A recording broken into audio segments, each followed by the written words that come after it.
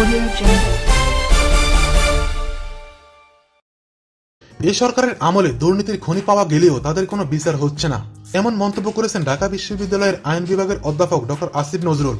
তিনি বলেন, এই সরকারের আমলে বাংলাদেশ ব্যাংক সহ সরকারি বেসরকারি বিভিন্ন ব্যাংক থেকে হাজার হাজার কোটি টাকা লোপাটের ঘটনা ঘটেছে, যেখানে সরকারপন্থীরা জড়িত থাকার প্রমাণ থাকলেও তাদেরকে কখনো গ্রেফতার করা হয়নি।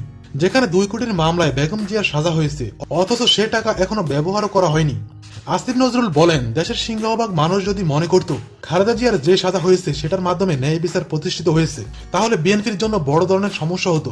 কিন্তু এই ধরনের রাজনৈতিক মামলা বাংলাদেশের মানুষ রাজনৈতিক দৃষ্টিকোণ থেকেই দেখে, কারণ বাংলাদেশের স্বাধীনতা আন্দোলনের স্থপতি বঙ্গবন্ধু শেখ মুজিবুর রহমানের বিরুদ্ধেও দুর্নীতির মামলা হয়েছিল, যে মামলায় তার কারাদণ্ড হয়েছিল।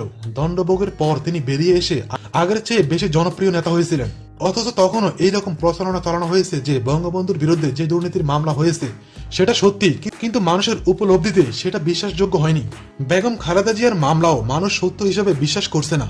অধ্যাপক ডক্টর আসিফ নজরুল বলেন, সরকার যদি মনে করে দুর্নীতি বিরোধী পদক্ষেপের অংশ থেকে বেগম জিয়ার সাজা হয়েছে, তাহলে সাধারণ মানুষের কাছে এটা আরো হাস্যকর হিসেবে বিবেচিত হবে। কারণ যে সময় এই মামলা হয়েছে সে সময় বর্তমান প্রধানমন্ত্রীর বিরুদ্ধেও অনেকগুলো মামলা হয়েছিল। একই সময় বেগম জিয়ার বিরুদ্ধে করা মামলাগুলো চলমান থাকলেও ক্ষমতায় থাকায় প্রধানমন্ত্রীর সব মামলা প্রত্যাহার করা হয়েছে। বিশিষ্ট আইনজীবী ও টক শোর আলোচক ডক্টর তুহিন মালিক বলেন, ন্যায় বিচার পাওয়ার অধিকারটুকু হারিয়েছে, এবার কি ন্যায় বিচার চাওয়ার অধিকারটুকু হারিয়ে যাচ্ছে?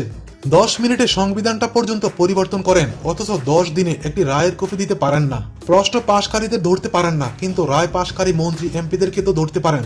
আইনকে শাসন নয়, একমাত্র আইনের শাসনই কাম্য।